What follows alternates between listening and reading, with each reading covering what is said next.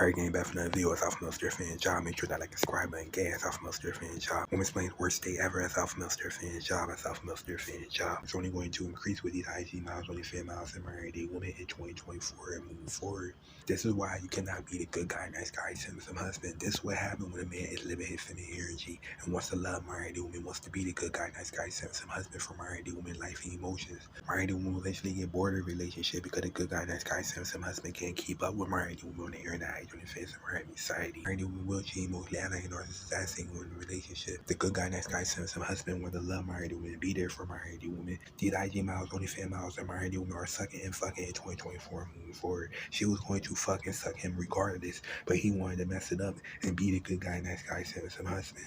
Being a good guy, nice guy, some husband for married woman, life and emotions on the internet, OnlyFans and married society is only going to get you played. These IG miles, OnlyFans miles, and married women are sucking and fucking and getting paid for emotion, porn, income on the internet, OnlyFans and married society all day. This is how married women are in 2024 moving forward. She just wanted him to finish the job and be the alpha male who just there to finish the job. They have full access to nice guy, good guy, some husband on the internet, OnlyFans and married society that want to love them and tell them how beautiful they are and be there for married women on the internet, OnlyFans and married society. Married woman gets that all day on her DMs on the internet, OnlyFans and married society.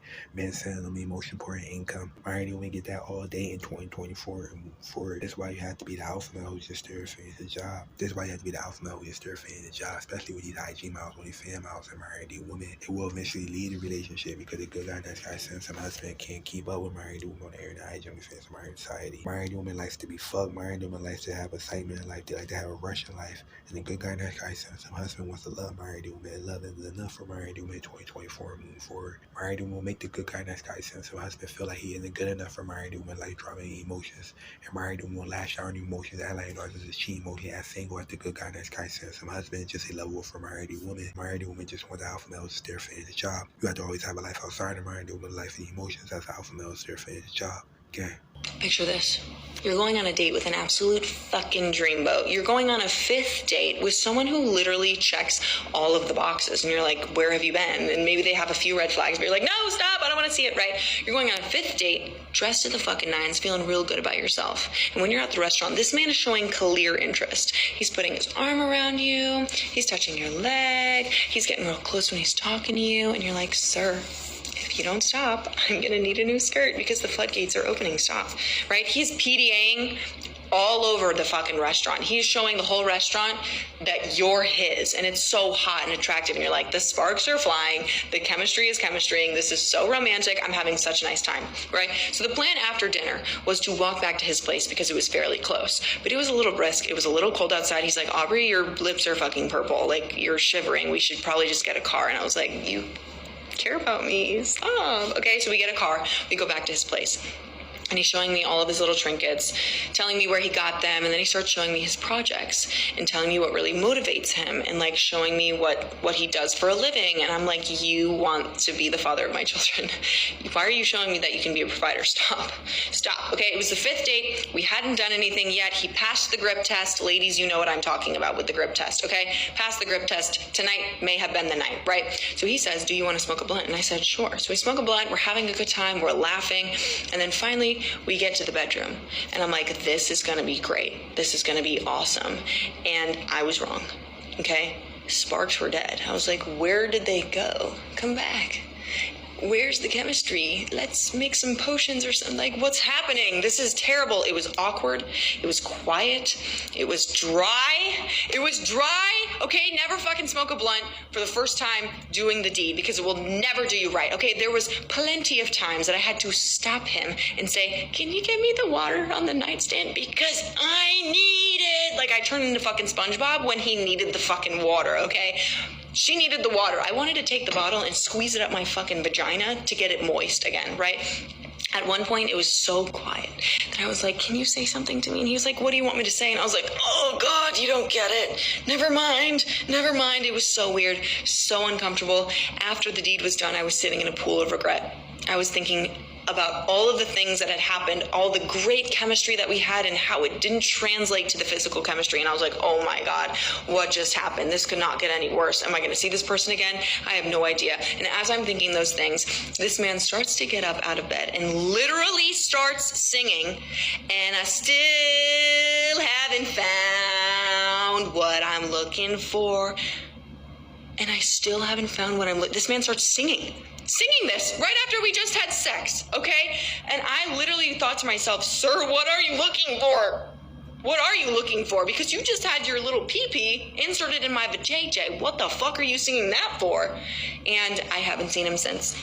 So that was my worst dating experience. What this man said to me made me not date for an entire year. Here's a tidbit about the worst date I've ever been on. So I matched with this guy on Bumble, we meet up for dinner, and he just shows all of his red flags right away. You know, he's rude to the waitress, he mansplains a Moscow Mule, he sends back his steak for being too well done. He was just vibe arsenic for a first date. I remember he also didn't ask me a single question, and then he didn't tip the waitress. Absolute deal breaker.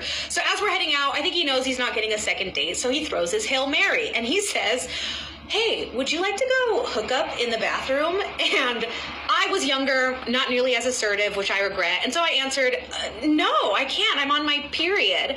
And then he turns to me and says, well, God made back door for a reason.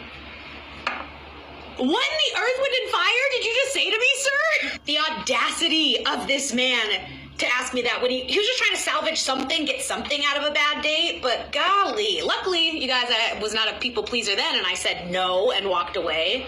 I wish I was bold enough to slap him across the face and walked away. I wish I was bold enough to slap him across the face. How dare he?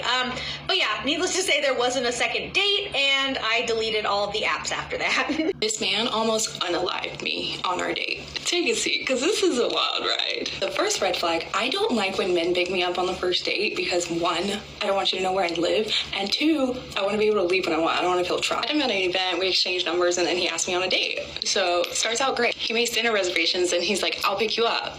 And I'm like, no, it's okay. I can Uber, I can drive. And he's like, no, I'll pick you up. I'm like, okay. The nicest Mercedes I've ever seen. Like, I've never seen a Mercedes like that. It's like one of those cars that they only make 5 of, and if you're one of the 5, you're also a convertible, and it feels like 30 degrees outside, so I'm not sure why we need the convertible part out right now, but like, it's fine, show off. He also brings me a big bouquet of red roses, and I'm like, oh my God, okay, such a gentleman. We're off to a great start. Little did I know that I would imminently despise this car and everything about it. I go to dinner, and actually, everything about the date is great. It's after the date where it just gets progressively downhill from there. We're walking back to his car, and he's like, do you want to drive down Rodeo? How far do you think it is? And I'm like, it's past. And I actually say yes, but I also never actually say no. And so we get in the car, and he starts driving. He starts driving in the opposite direction of both my apartment and Rodeo Drive. And I'm like, oh, actually, it's that way. And he's like, oh, I know. I want to go this way. Exact reason why I do not like men driving me on the first date. So he's driving, and he proceeds to put his address into the GPS. And I'm like, am I being kidnapped right now? So he's like, do you want to go to my place and watch a movie? Like, oh, actually, I have to be up really early in the morning. And he's like, oh, it's okay. I'll have you back by midnight. Okay, not like I have a choice right now. I'm not gonna jump out of a moving car. We're already headed there, so whatever. This man is driving like the cops are after him. He zooming. The light is red before we get into the intersection, and he's like, yeah, I just don't like waiting. And I'm like, I love waiting. I love waiting at red lights. It's fun. Anyway, somehow we make it to his house in one piece. It's this great big mansion in the hills. Yeah, whatever, very impressive. He's showing me around, and we get to the theater, and I'm like, oh, we're here to watch a movie. So I sit down. I don't need to see the rest of the house. I don't need to see any bedrooms or anything. I found the theater. That's what we're here for. Do not take off my jacket. I'm wearing this big leather coat, and I'm sitting like this the whole time.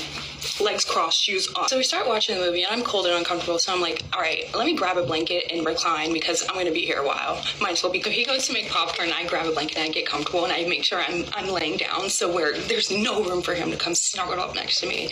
Anyway, he comes back, and he's like, ooh, that looks comfortable. And hops right there beside me, and I'm like, I know you're not comfortable. He does. Anyway, once he moves, we start having conversation. We're talking during the movie, and he says the most racist thing to me, and he doesn't even realize. What do you mix with? And I'm like, well, both my parents are black. And he's like, what? I can't believe you're full black. Like, you're so lucky you don't have those features. I'm sick at this point. And mind you, I do have black features, and I am black, and we are beautiful. So you Like, asshole.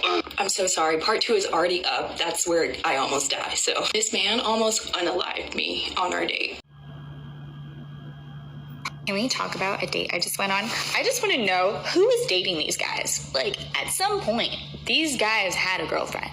So this one, like most, started off really nice. Except this one, like, started off, like, really, really nice. He picks me up. He has a driver. And it was a really nice car, too. We get to this really nice restaurant, and then he tells the driver, can we talk about a date I just went on? I just want to know who is dating these guys. Like, at some point, these guys had a girlfriend. So this one, like most, started off really nice. Except this one, like, started off, like, really, really nice. He picks me up. He has a driver. And it was a really nice car, too. We get to this really nice restaurant, and then he tells the driver, I'll call you when we're done to pick us up. And I was like, that's my love language. So he's ordering all the nicest things on the menu. And he said, don't worry about finishing anything. I just want to try everything. And I'm like, that's hot. So yeah, we're vibing, and he's holding my hand like he's my boyfriend. Never happened on a first date before. And then the topic of exes come up, and it's just all downhill from here. Like, I mean, there's so many red flags. So he's like, my ex, oh my gosh, she was so crazy. And he's like getting all heated up about it. I'm like, did this just happen? Did the breakup just happen? This seems very fresh. He's like, we dated for a year, and she was living at my place, and then she went through my phone, and I don't even know how she got into it. She had some kind of hacking system. It was crazy. After that, we broke up, and she moved out of my house. And I'm like, asking him, did she find something in your phone? Because it sounds like it. Then I responded, and I said, you know, you would never have to worry about that with me, because we wouldn't even be dating if I didn't have your phone passcode. I would never have to hack into it. And he gets so mad. He's like, I'm not giving you my passcode. And I said, I'm not asking you for your passcode. We're not dating. And he's like, that's a total invasion of privacy. I'm not giving it to you. I said, I'm not asking. And like, he's actually mad, and I'm actually like this right now. Like, I'm just like laughing and having fun. So I tell him, you know, it's just a boundary of mine. I just wouldn't date somebody that doesn't do that. So he just keeps going on about it. And I gave him an example. I said, you know, my parents, they've been married forever. If I saw my mom asked to use my dad's phone, and she had... So he just keeps going on about it. And I gave him an example. I said, you know, my parents, they've been married forever. If I saw my mom asked to use my dad's phone, and she had to ask him to put in his passcode and look away, I'd be like crushed.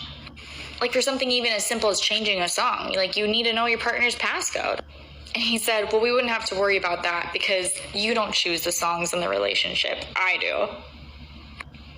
That is really what he said. Like, what? And I'm like thinking, what kind of control freak are you? That is the weirdest thing to say to someone. And he's like, you know, you just need to be quiet and let me take the lead. You don't have to pretend to be someone you're not. Like, this guy knows who I am more than I do in the time that I've known him. And I said, you know, if I wasn't being myself, I would be quiet right now. But because I'm not being quiet, that's me being myself, actually. So at this point, I'm just like, this is a hard no for me. So yeah, he paid the bill. And yeah, then he dropped me off, and that was it. But yeah, like, I wanted to know, like, who is his ex? Because I couldn't handle him for the few hours I was with him.